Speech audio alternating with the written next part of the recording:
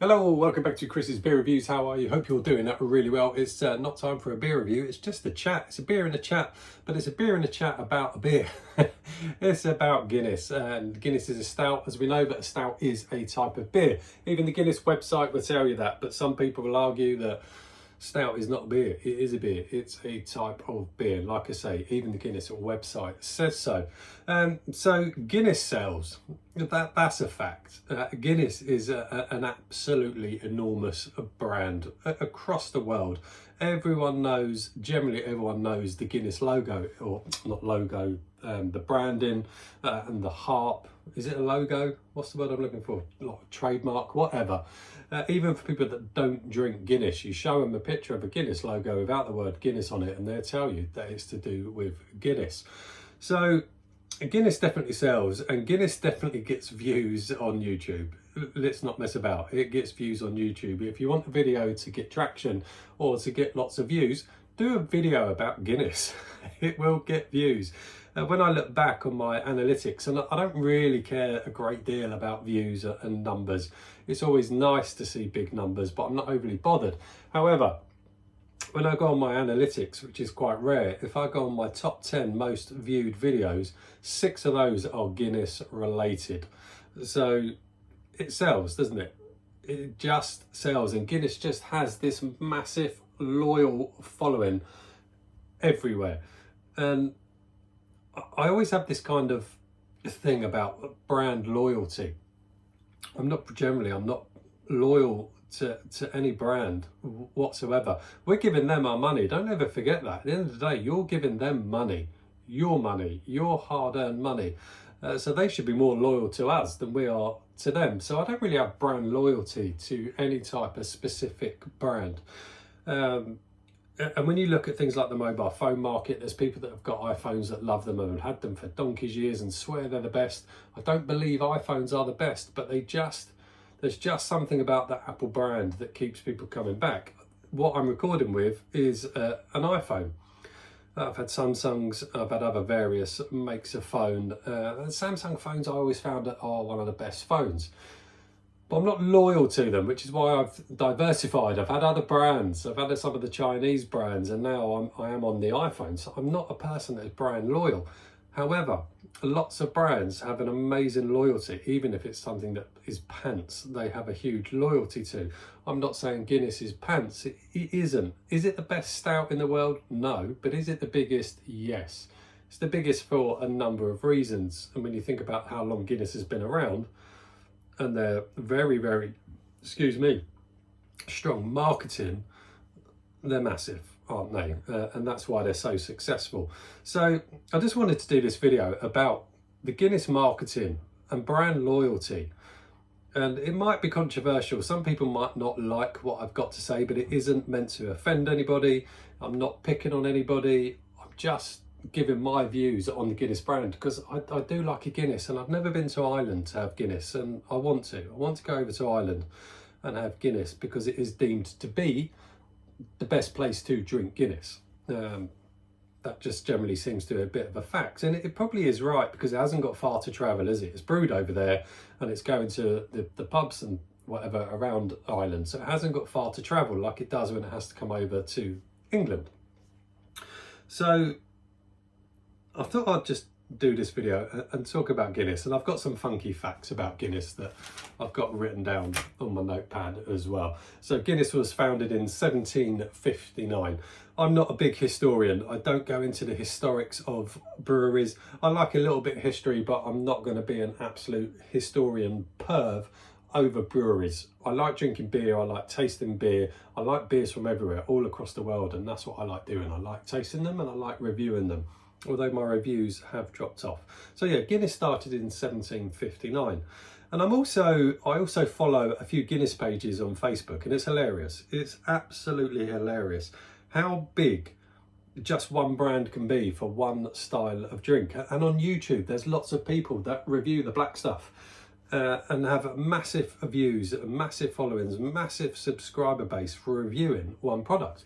One of the biggest was Guinness Guru. He's no longer known as the Guinness Guru. His name's Dara, and I like his videos. I think he's probably a top bloke. I like what he does. I like his videos. He came away from the Guinness Guru tag because he kind of felt he'd done everything that he could.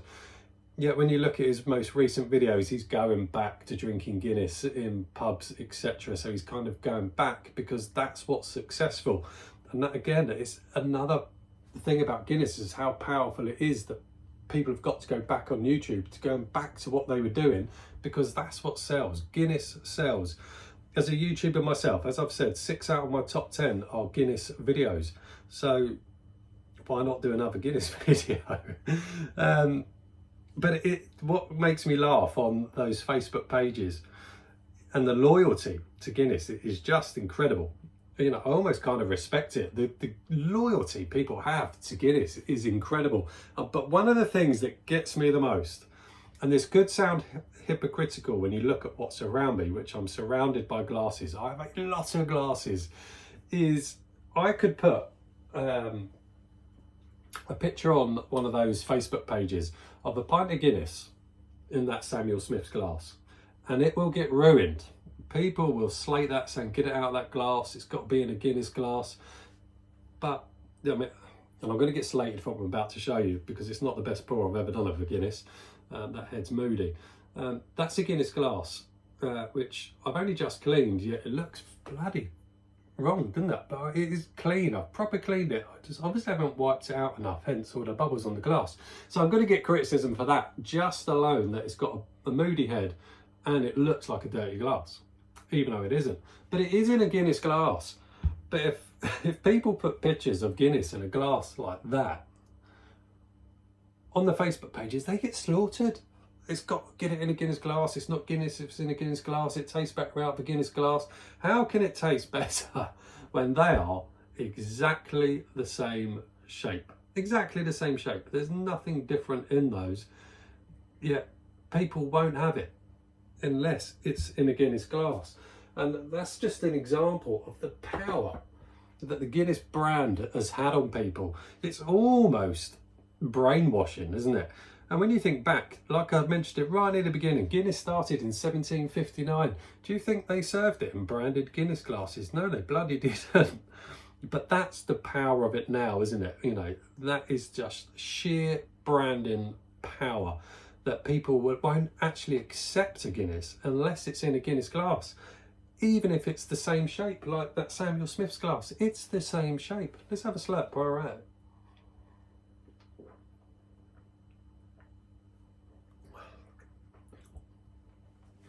Decent enough. Where was I? You know, it just makes me laugh. If you're in a pub and you get a pint of Guinness served in, say, ooh, just crash them around.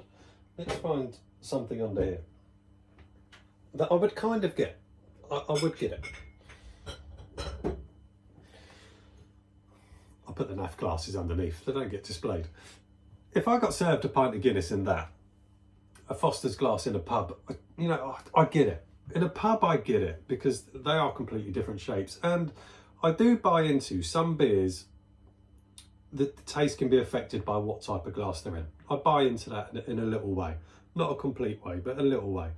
Certainly with, you know, really fine types of beers, like some of the amazing Belgian beers, they do kind of suit certain style of glasses, which is why the likes of Le Chouffe and Duvel, they make a certain style of glass because it gives the aroma a different kind of feel to it. But generally the taste is the same no matter what glass is in. I think it's more about aroma and the way it delivers the aroma up the glass. But if I was in a pub, yeah, I probably would be upset if a pint of Guinness turned up in that. There's no reason why a pub should be serving you a pint of Guinness in anything but either a plain pint glass, unbranded, of that shape, or a Guinness glass. So that I get. I've got no real issues with that. Pubs, they get given glasses. I think apparently Diego do charge for their glasses now with some pubs. I'm not entirely sure how correct that is. But if I haven't got it in here, I do have, you know, a plain pint glass. If I was in a pub and it was in a plain, Guinness was in a plain pint glass, I wouldn't moan about it. It's about the quality of the beer that comes in it. It's about how they look after the beer, how they control the temperature of the beer, how much gas they put into the beer, about the back pour on the beer, on the Guinness. But if it's in a glass that just kind of look like that, I wouldn't mind in a pub. Yeah, if it's in a Foster's glass, I probably wouldn't be too chuffed, and I wouldn't think they care too much about the Guinness. But for home drinkers, and the amount of people on these Facebook pages that don't have a Guinness glass and they put it in something else and they get ruined for it. Guinness isn't that complex. It's not a complex beer that it needs a specific style of beer. Hence, Guinness serve it in a pint glass that is a very, very generic glass. But again, that's the following Guinness have created. And fair play to Guinness, because they are the kings of marketing. They are the kings of, just constantly reinventing Guinness. They did kind of change their glass to that shape. And that had a lot of criticism. But again, that doesn't affect the taste of Guinness. It's not complex enough. And they are going back apparently to more this style, I believe. So, is it brainwashing? Have Guinness just done an amazing job of convincing people a stout, the Guinness has to be in a branded glass? I mean, how powerful is that? That's what they've convinced people how it must be served. And then talking of serving, you've then got the 2-pint pour. In a pub, I get the 2-pint pour. But I've seen people that moan at people for not doing the 2-pint pour from a Guinness draft can. You should not do a 2-pint pour with these. It's pointless. The widget in there activates the nitrogen. So you can't 2-pint pour it, because you've got to pour it in one action to get the benefit of the nitrogen that's working with the little ping pong ball widget. So you can't 2-pint pour that. But people believe that even cans you have to 2-pint pour. You must 2-part pour them. It's pointless. Go on Guinness's website.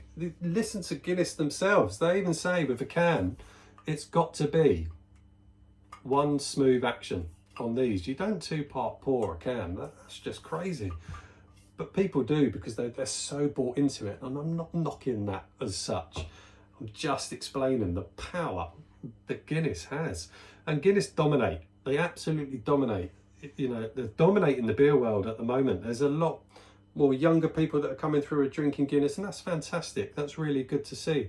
To point now where 1 in every 9 pints of beer poured in a pub in the UK is Guinness. That's enormous. That is absolutely enormous numbers for Guinness. They pretty much are the biggest, they are now the biggest selling beer in pubs, and I love that. I love that people are getting into stouts. I love that younger people are getting into stouts. There are better stouts out there than Guinness, but Guinness is just the most readily available Guinness. There's lots of other little breweries, craft breweries, other breweries that are smaller but not craft, that do amazing stouts, but they're not in pubs, they're not in supermarkets, they're not super mainstream like Guinness. Guinness has dominated this market for a very, very, very long time indeed.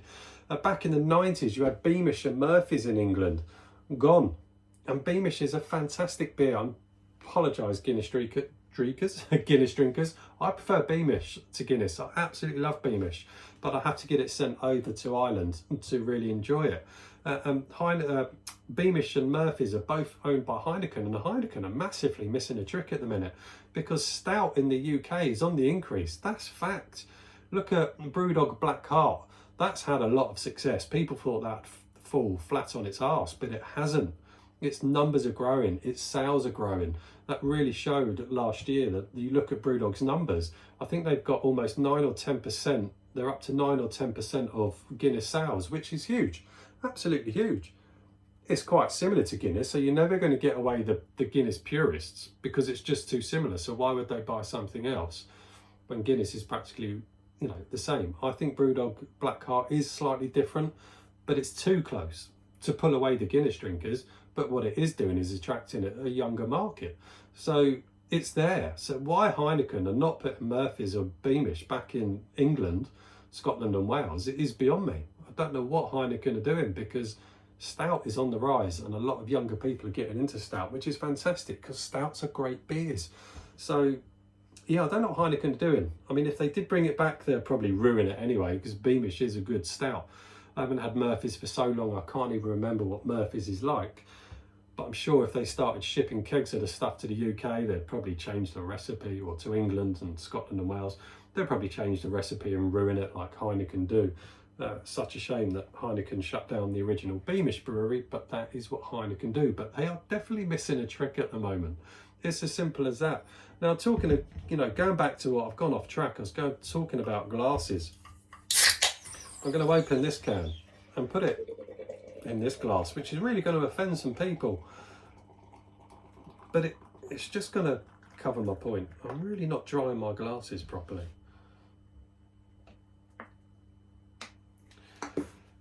That's not a Guinness glass. It's not even that shape glass. But it still does everything a Guinness would do. It still does the search. It's quite an aggressive pour, but that's fine. Toast did it in one smooth motion. I didn't do that in a smooth motion. It was quite aggressive. But it's still taking its time. It's making no difference as to whether that's in a Guinness branded pint glass or a normal standard shaped pint glass. Like I've said already, Guinness is not complex enough to make a difference on taste in glassware. But what I do like about this glass is I think when that's settled, which will look better than the pint I poured earlier, I think it looks quite nice in that glass.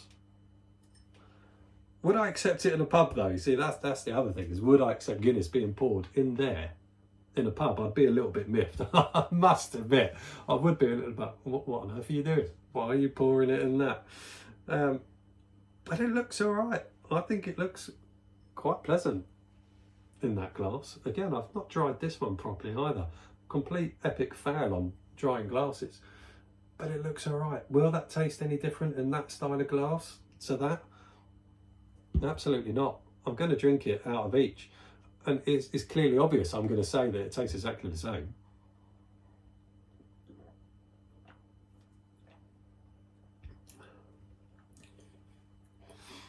That's nice. Actually feels quite a bit smoother than this one.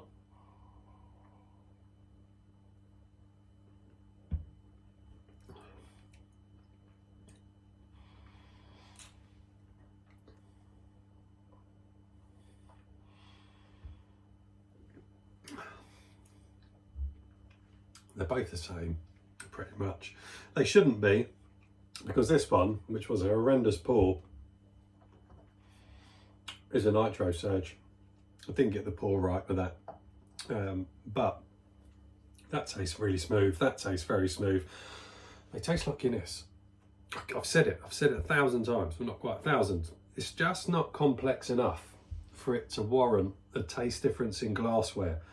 But I mean, that actually seems to have a bit more shtick to it as well. But I think it looks great in that glass. But if I put that on the Facebook pages, they're going to shtick on that compared to the Nitro Surge. I would get ruined. Absolutely slaughtered. In fact, I'm going to do it. I'm going to do it. I'm going to put it on there. But I think that looks rather pleasant in there. And like I said earlier, it sounds a bit, look at that. Like I said, it sounds a bit hypocritical when I'm talking about glasses, when I'm literally surrounded by glasses. I like glasses. I think beer glasses, some of them have just unique styles to them and shapes to them, and that's what I like, and I collect them. You know, every now and then I have to literally clean all these glasses because I barely touch them. I have kind of a mainstay of glasses that I regularly use. All these ones up here are Belgian. There's more Belgian around there. But if I buy these Belgian beers, I'm going to put them in the glass because I've got the glass. If not, well, I never used to have, they would go in that glass. One of my most used glass is that style. But I do like glasses, and I do get it. And I kind of buy into it. But Guinness can be served in almost any style of glass, and it will taste like Guinness. I know, I know people are going to be upset with that. But you think back to 1759 when Guinness was first being brewed, it wasn't served in branded glasses. You go back that long ago when people were buying beer, and this is where the term growler came from. People used to go home with beer in a pail or a bucket with a metal pail with a lid on it, and they'd walk home, their couple of pints or whatever in these little buckets, and due to the way that the carbonation and the beer reacted with the metal, it would make the lid kind of rumble up and down. and it made like a growling noise, hence the term growler. When you hear the term beer growler, that's where the word growler came from. So Guinness wasn't going home or whatever in a branded glass. It just wasn't. Fact.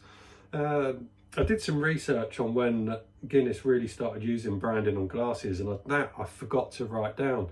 And it is a while ago. It is a long, long time ago. But it just shows that power, doesn't it? In a pub, I get it. But for the home drinker drinking a draft can of Guinness, the glass doesn't matter. And you shouldn't be criticised for serving a Guinness like that, in that type of glass, in your home. That's got better shtick than that. And that's the Nitro Surge. That's quite incredible. And I'm a fan of the Nitro Surge device, although that's a bad pour, so that's probably why. Anyway, there you go. That's the power of Guinness marketing. What a brand. What a loyal following they've created, and fair play to them. And fair play to everyone that sticks to Guinness and doesn't drink anything else. Fair play to you. If that's your cup of tea, that's your bag, I'm not criticising you or whatsoever. Fair play. We all like our favourite type of drink. My favourite type of lager is Vorsteiner. That's always in my fridge, but I will drink other things. But for those loyal people that follow Guinness, I admire your loyalty. But just remember, it's Guinness you're giving your money to. They're not giving you anything back, other than a fairly decent pint if you can get it in a good pub, because there's so many pubs in England that serve really, really mediocre Guinness. So if you're buying a pint of Guinness and you're getting a quality pint, I'm all on that, all over that. There's a pub in London, it's in Soho, called Devonshire, which apparently serves the best Guinness in England. I need to go there. Apparently they sell absolutely epic amounts of Guinness a day, epic amounts. So I need to go there and find out if it is as good as people say. But anyway, let's go give you a couple of little facts and then I'm out of here. So 1.8 billion pints every year are sold of Guinness. That's a huge number. 1.8 billion pints every year. That's enormous, absolutely enormous. They're all over the world, aren't they? I did write down about the 2-part pour from a can, 1 smooth pour, covered that. I've also covered 1 in every 9 pints poured in the UK is Guinness. I've covered that. This one is cracking. This is a cracking little fact. More than 160,000 pints of Guinness are lost every year in facial hair. Just listen to that again. More than 160,000 pints of Guinness are lost every year in facial hair. I mean, you see it, don't you? You see it. People drinking a pint of Guinness, if they've got a big old beard or a big old tash, they get all the lovely head all over their kind of moustache. And some people will try and kind of lick it off, but most people do the old sleeve, don't they? Or with their hand, wipe it off and then wipe it down their trousers. Watch them. Watch people do it. They don't even realise they're doing it, but I've watched. They do that, and the first place they go is down their trouser leg. So there's an awful lot of pints in people's jeans and tracky bottoms and everything else. 160,000 pints are lost of facial hair. That is absolutely incredible. That made me chuckle a lot. As well as this one. Arthur Guinness had 21 children. 21! I think only 10 survived, which is quite sad. 21 children to the same woman. Fair play to her to be able to pump out 21 kids. I mean, that's like, if you had one every year or whatever, that's like being pregnant for 21 odd years. That's incredible. So fair play to Alex Guinness's missus. 21 children. That's epic.